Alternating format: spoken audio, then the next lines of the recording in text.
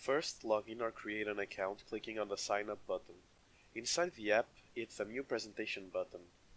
After naming your presentation, you will be brought to the page where you can build it. Select one of the many types of quizzes that are surrounded by the red square. You can create multiple choice questions, word clouds, quizzes, etc. Multiple choice.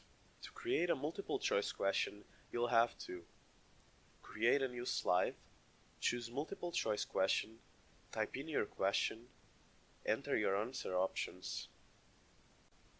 Image choice. To create an image choice question, you'll have to create a new slide, choose image choice, type in your question, fill out with answer options and add images. Word cloud. To create a word cloud, you'll have to create a new slide, choose word cloud, and type in your question. Scales. To create a scales question, you'll have to create a new slide, choose scales question, fill in with your heading, enter statements to rate, and this is optional, but you can change the high and low level of the scale. Open-ended.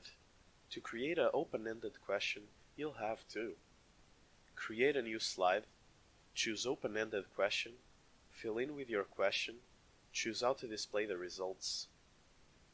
100 points. To create a 100 points question, you'll have to create a new slide, choose 100 points, type in your question, and enter items to rate. 2x2 matrix.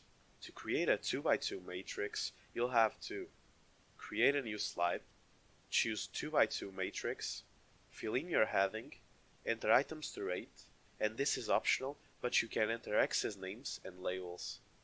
Who will win?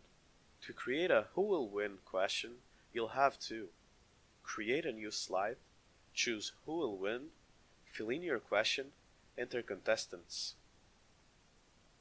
After that, hit present to display the presentation to your audience.